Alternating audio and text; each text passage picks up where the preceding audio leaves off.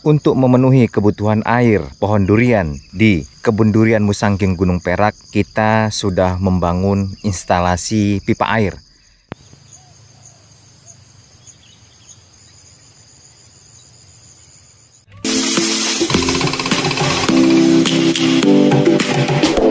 Yuk, mari berbagi rasa dan berbagi cara.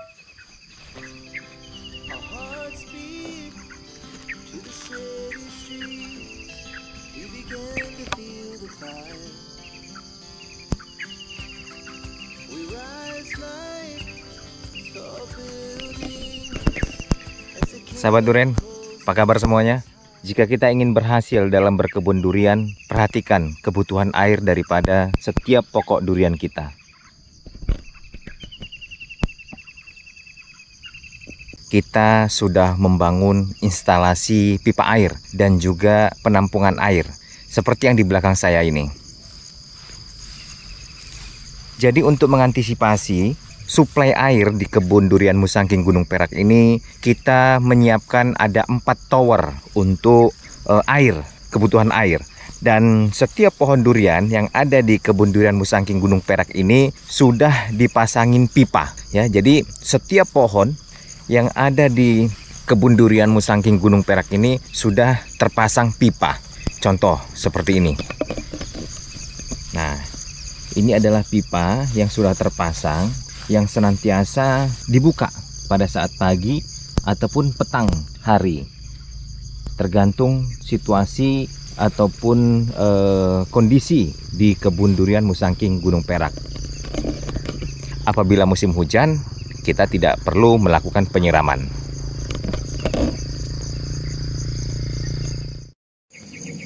Ini kondisi pipa pengairan di setiap pohon durian kita.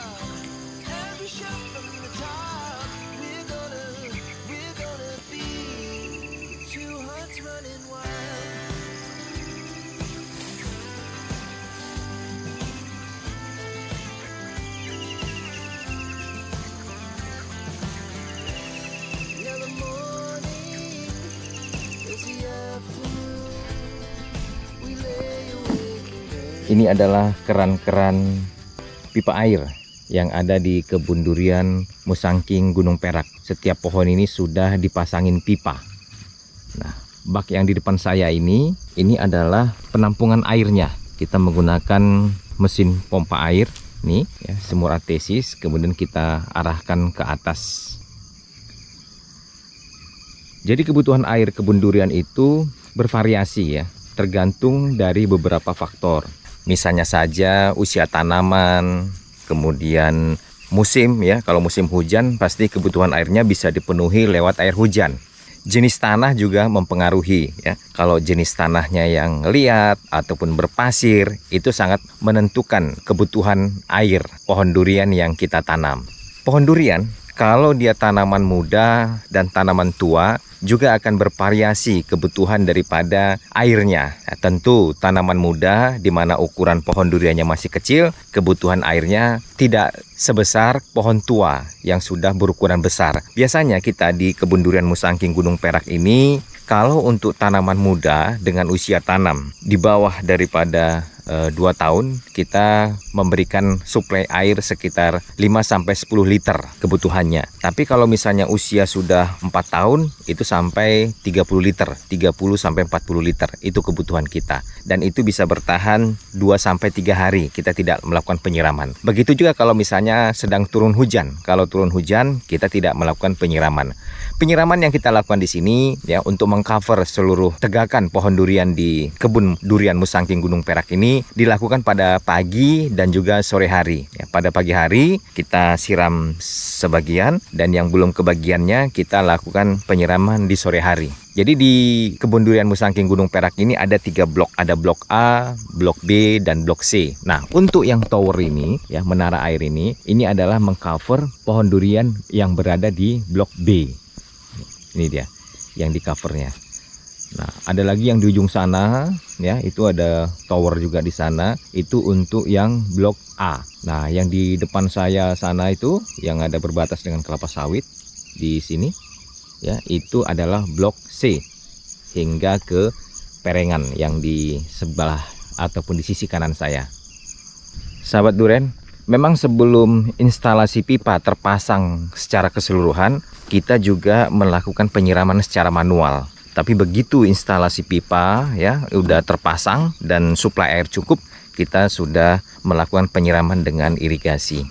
Kita sudah melakukan penyiraman dengan menggunakan pipa. Nah, sahabat Duren, ada satu tips yang mau saya sampaikan juga di kesempatan kali ini, yaitu pohon durian yang berada di area berbukit ataupun berupa perengan kalau kita katakan di sini.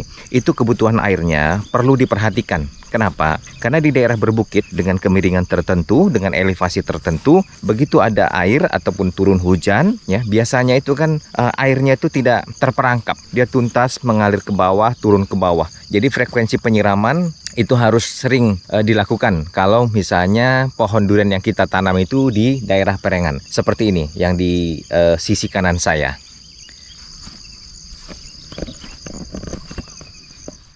Sahabat Duren, kondisi kebun durian Musangking Gunung Perak ini sebenarnya berada pada ketinggian 55 meter di atas permukaan laut.